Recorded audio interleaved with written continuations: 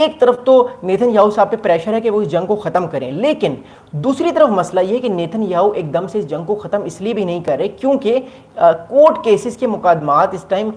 नेतन साहब पे हैं. इन्होंने बहुत सारी करप्शन की हैं, बहुत सारी इन्होंने इरेगुलरिटीज़ की हैं. इस वजह से नेतन पे बहुत सारे जो है वो करप्शन के चार्जेस भी हैं इनकी वाइफ पे, इनकी फैमिली पे. This is the main reason why नेतन जो है वो चाह रहे हैं कि ये जंग जितनी प्रोलॉन्ग हो सकती है जंग प्रोलॉन्ग हो, ताकि नेतन पावर में ही रहें. क्योंकि मैंने आपको कई बार बताया है, जब भी कोई जंग जारी होती है तो कंट्रीज़ जो होती हैं उनकी आपस में जो पॉलिटिकल पार्टीज़ के डिफरेंसेस होते हैं, जो जुडिशरी के केसेस होते हैं, वो वक्ती तौर पे जो है वो रोक दिए जाते हैं, ताकि उस वक्त तक जो कंट्री है उसका मोरल डाउन ना हो और वो आराम से उस जंग को लड़ें और जीत जाएं. दैट्स द रीज़न वाई मैं बार बार आप लोगों को ये चीज़ बता रहा हूँ कि हम जो गज़ा है इसकी जंग इतना जल्दी ख़त्म नहीं होगी, चाहे अमेरिका जो मर्जी कर ले, क्योंकि नेतन की ये मजबूरी है फ़िलहाल कि इस जंग को वो जितना कंटिन्यू कर सकते हैं वो इस जंग को उतना कंटिन्यू करें, ताकि at the end of the day जब वो निगोसिएशंस पे आएँ या वो किसी बात करने पर आए तो वो ये कह सके कि हमने कि बहुत सारे लोगों को मार दिया है और मैंने बहुत सारे होस्टेजेस को वापस भी ले आए हूँ, इसलिए मुझे हुकूमत से ना निकाला जाए. क्योंकि याद रहे नेतन पिछले तकरीबन 15-16 साल से इक़्तिदार में है, गवर्नमेंट में है. एक दो दफ़ा ऐसा भी हुआ कि उनकी गवर्नमेंट चली गई लेकिन वो दोबारा से आ जाते हैं. He is a very sharp man, वो बड़े ज़बरदस्त स्ट्रेटजिस्ट हैं और वो हमेशा सियासत को एक खेल समझते हैं. इस वजह से वो सियासत में पिछले 15-20 साल से हैं और वो प्राइम मिनिस्टर बनते जा रहे हैं. ये उनकी 6th टर्म है, 6ठी बार जो है वो नेतन साहब प्राइम मिनिस्टर बने हैं गज़ा के, और गज़ा को वो अब एनेक्स करना चाह रहे हैं. अब मसला क्या आ रहा है, बहुत सारे मसाइल हैं, सिर्फ गज़ा को एनेक्स करने का मसला नहीं है. यूरोपियन यूनियन की तरफ से भी बहुत सारा प्रेशर आ रहा है, कनाडा की तरफ से प्रेशर आ रहा है, फ्रांस की तरफ से और यूनाइटेड किंगडम की तरफ से प्रेशर आ रहा है कि जितना जल्दी हो सके इसराइल की फ़ौजें जो हैं वो गज़ा से निकल जाएं और जो लोगों को स्टारवेशन हो रही है खाने की, वो इसराइल जल्द से जल्द खाना प्रोवाइड करे गज़ा के लोगों को. अपने आप लोग क्वेश्चंस भी करते रहे, मैं आप लोगों के सवालात के जवाब भी दूंगा और आप सब लोगों को मैं वेलकम करता हूँ. अच्छा, अगला मसला क्या है, देखिए प्रॉब्लम ये है कि अगर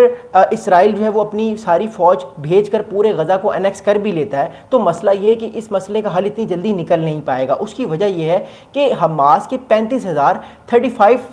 to 35,000 जो फाइटर्स हैं, वो फाइटर्स जो हैं वो अभी भी ज़मीन के नीचे हैं और वो फाइटर्स कभी भी अटैक कर सकते हैं इसराइल की फ़ौज को, जिससे इसराइल की फ़ौज को और नुकसान होगा. अब मसला ये है कि इसराइल की जो लोग हैं, जो अवाम है, वो भी बहुत ज़्यादा प्रोटेस्ट कर रहे हैं कि ये जल्द से जल्द जंग ख़त्म हो और आप हमारे लोग जो हैं वो वापस लेकर आएँ, इस जंग को ख़त्म करें और इकॉनमी पे फोकस करें. क्योंकि याद रहे, जब भी कोई मुल्क किसी इलाके में जंग कर रहा होता है, फौजी कार्रवाई हो रही होती है, तो साथ साथ जो है वो उसके रिसोर्सेज भी यूज़ हो रहे होते हैं, इन्फ्लेशन भी बढ़ती है, चीज़ों की प्राइसेस जो है वो भी बढ़ती है. That's the reason why Israel पे भी इस टाइम ठीक ठाक प्रेशर डाला हुआ है.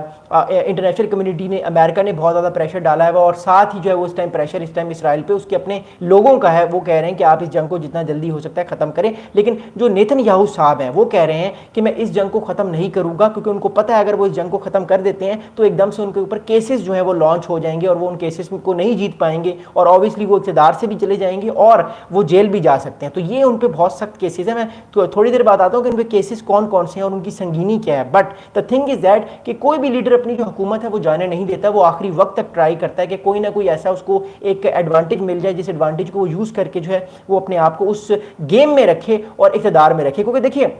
जो पावर होती है ना, जो इक़्तिदार होता है, वो उसका एक अलग ही मज़ा होता है, उसका एक अलग ही नशा होता है, उसकी एक अलग ही ताकत होती है, जिसमें बैठ के इंसान बहुत सारे ऐसे काम कर सकता है जो कि वो जब इक़्तिदार में, जब पावर में नहीं होता तो वो नहीं कर सकता. तो नेतन is a very powerful person in the middle east right now, और उनको निकालना ही बेसिकली उनकी अपोजिशन कोशिश कर रही है कि उनको जितना जल्दी हो सके निकाले, ताकि उसकी जगह कोई और प्राइम मिनिस्टर आए और इन मसलों को हल करे. लेकिन नेतन भी बहुत समझदार और बड़े क्लेवर आदमी हैं. उन्होंने भी बहुत सारी अपोजिशन की पार्टीज़ को अपने साथ मिलाया हुआ है, ताकि अगर कोई रिवॉल्ट भी हो जाए उनकी अपनी पार्टी के अंदर से भी तो वो अपोजिशन पार्टीज उनको बचा के रखें. बिकॉज ऑब्वियसली जब वो अपोजिशन को इतने अच्छे अच्छे ओहदे देंगे, मिनिस्ट्रीज देंगे, उनको बेनिफिट देंगे, तो अपोजिशन भी तो नेतन्याहू के साथ ही रहेगी और जो नेतन्याहू साहब कहेंगे उस बात को वो मानेगी. अब मैं आप लोगों को ये एनालिसिस तो दे रहा हूँ, अब मैं आपको बताऊंगा आने वाले वक्त में होगा क्या, लेकिन मैं कुछ पॉइंट्स जो हैं वो मैंने लिखे हैं जो मैं आपके साथ शेयर करना चाहता हूँ. देखिए, पहला तो पॉइंट ये है कि गजा का पूरी तरीके से इसराइल अब टेक ओवर करना चाहता है. इसराइल जो है वो इस बात पे आमादा हो चुका है, इसराइल की इस्टेब्लिशमेंट आमादा हो चुकी है,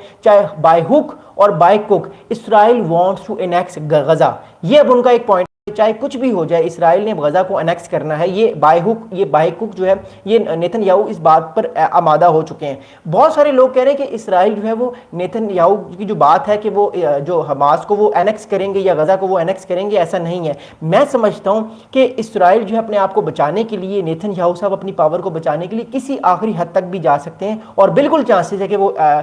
غزہ کو اگلے مہینوں کے اندر انیکس کر لیں۔ اس کی میں آپ کو وجہ بتاتا ہوں کیا ہے۔ دیکھیے